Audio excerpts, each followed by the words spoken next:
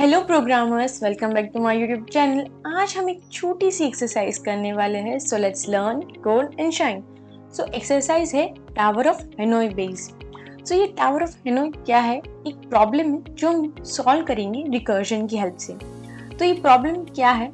तो ये हमें 3 टावर दिए हुए A, B और C।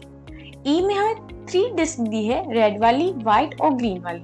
ये पूरी की पूरी हमें ट्रांसफर करानी है C में। तो वो कैसे करेंगे?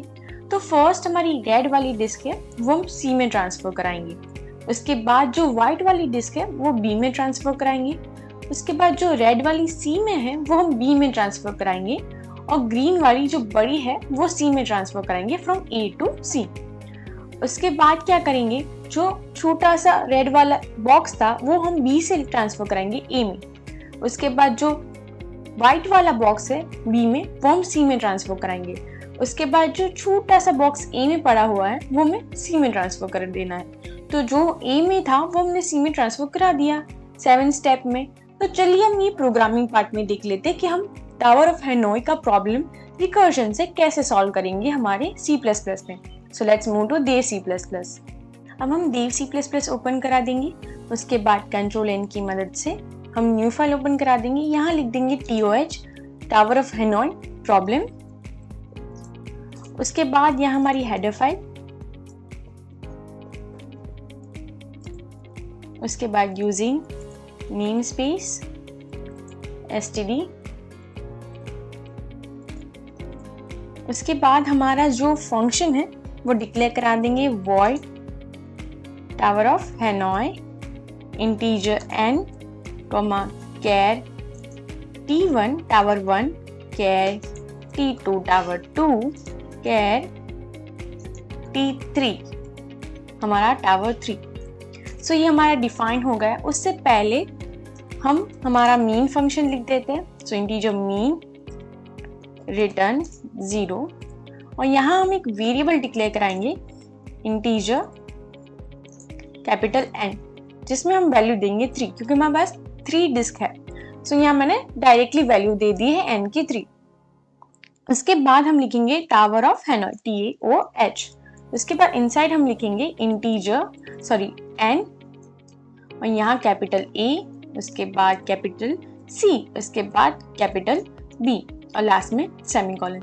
अब यहाँ मैंने कैपिटल C बीच में क्यों लिखा? क्योंकि हम फर्स्ट जब ट्रांसफर कराते थे हमारे ब्लॉक में तो वो A से लेकर C तक हम ब्लॉक को ट्रांसफर कराते थे, वो छोटा रेड वाला।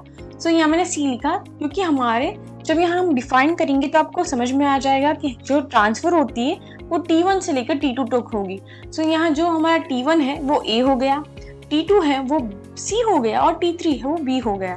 तो चलिए यहाँ एक कंडीशन दे देते हैं कि हमारी जो n की वैल्यू है इक्वल टू 0 है तो रिटर्न करा दे, वरना यहाँ हम और एक फंक्शन बनाएंगे जो हम कहते हैं रिकर्सिव फंक्शन। वो यहाँ क्रिएट करेंगे n-1, t1, t3, t2 और यहाँ हम लास्ट में सेमीकोलन करा देंगे। यहाँ हम प्रिंट कराएंगे cout मूव डिस्क और यहाँ हमारी डिस्क का नंबर लिख देंगे n। उसके बाद यहाँ लिखेंगे फ्रॉम, कहाँ से मूव होगी? T1 से कहाँ तक जाएगी? To T2।